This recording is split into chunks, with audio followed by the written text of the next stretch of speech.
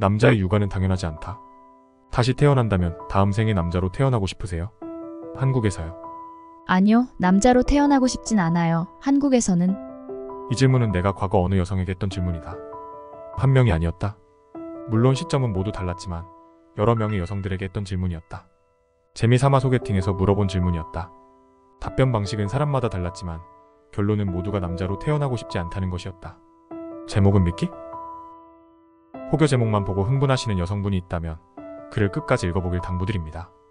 제목이 분란의 요지가 있음을 인정한다. 요즘은 제목에서 눈길을 끌지 못하면 끝이다.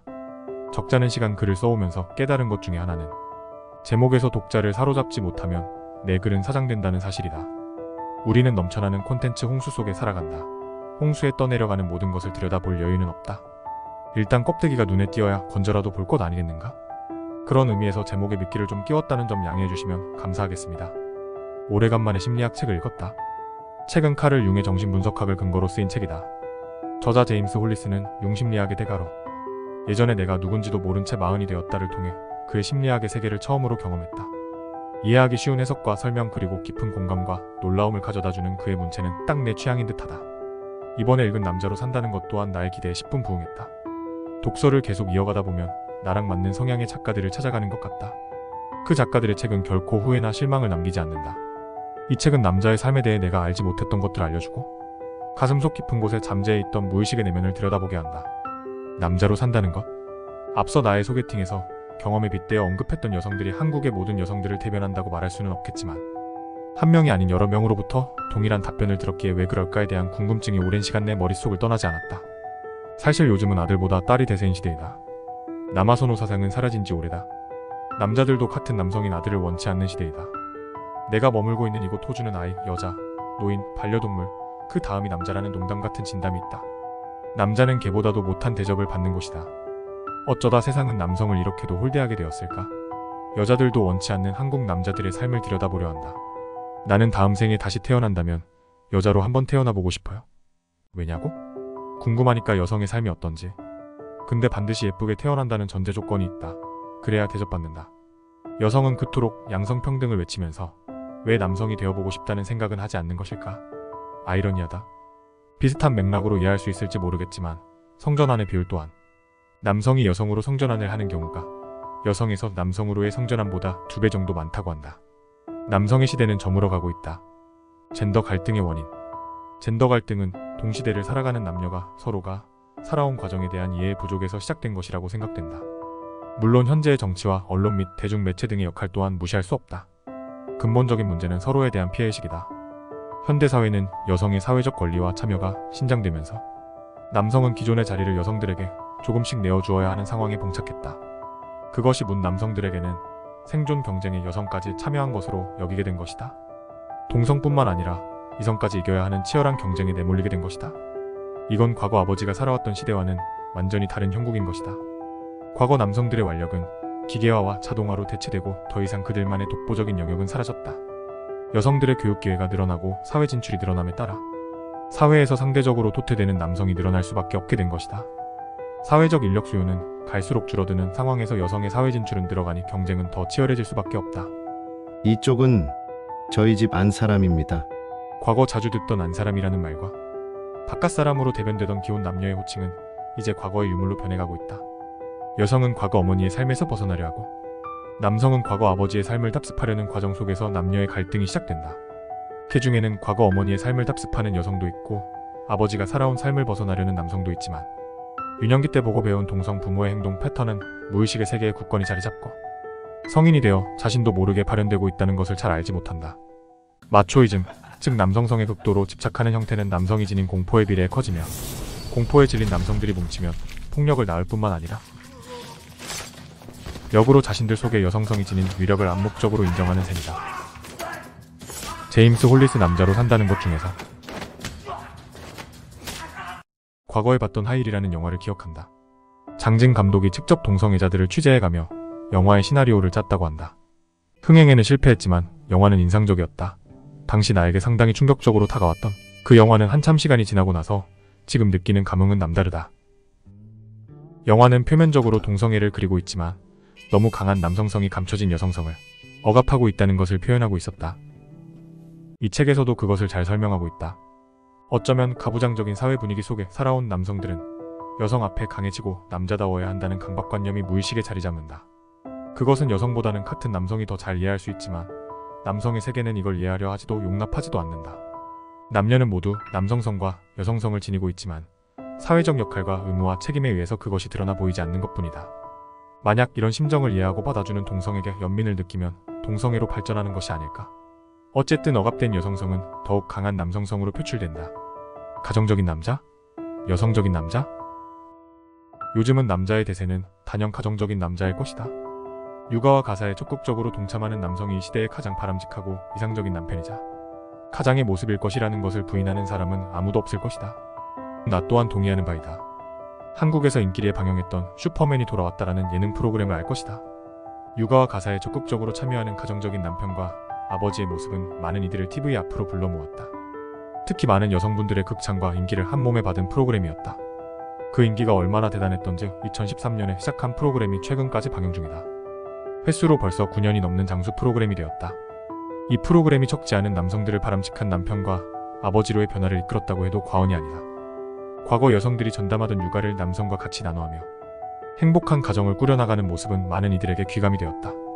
하지만 남자는 슈퍼맨이 아니다. 웃긴 건 그 예능 프로그램이 9년이라는 긴 시간 방영되는 동안 아이는 계속 줄어들기만 했고 가정은 만들어지기보다 깨지는 일이 더 많아지고 있다. 이상하지 않은가? 물론 프로그램의 취지와는 다른 사회 현상에 프로그램 담당자들과 관계 당국도 의아했을 것이다. 이런 프로그램이 가족과 아이에 대한 소중함을 깨닫고 더 많은 남녀가 이와 같이 가정을 꾸리지 않겠냐는 생각을 했을 것이다.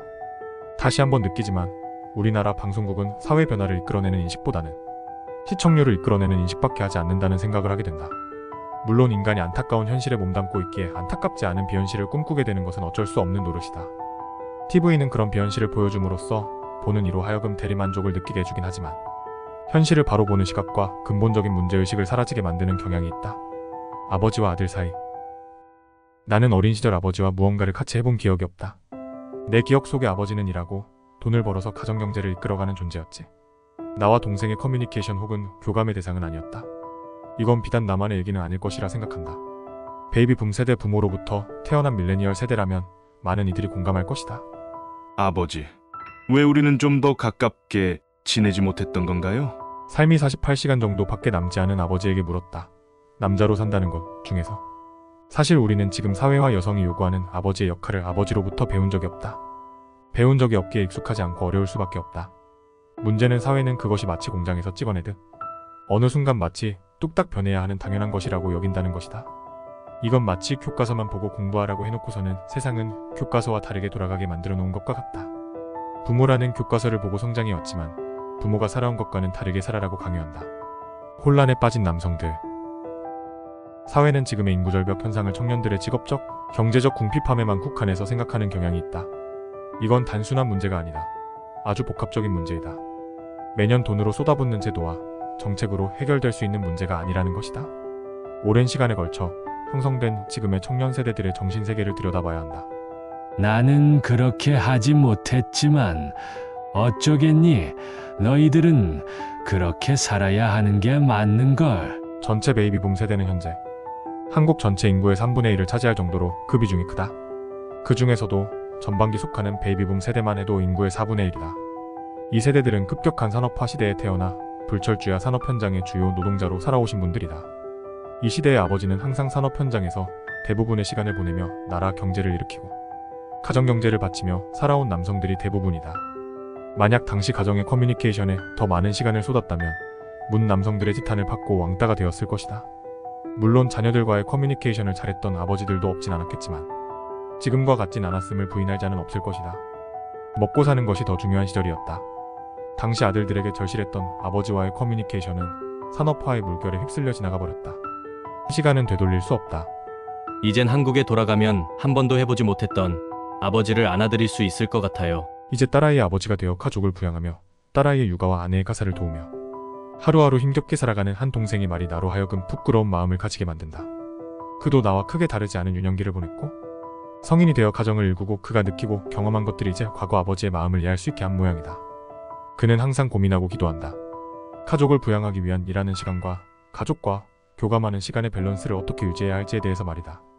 비자 없이 타향만리 호주에서 비자를 해결하기 위해 공부와 일을 병행하며 자녀까지 양육한다는 것은 정말 쉽지 않은 일이다. 그 와중에서도 가족과 함께하는 시간을 놓치지 않으려 노력한다. 지금이 아니면 돌이킬 수 없잖아요. 아이와 놀아주고 함께하는 시간은 지나가면 다시 되돌릴 수 없다. 추억을 통해 쌓아가는 부모와 자녀와의 유대감은 유년기가 아니면 만들 수 없다.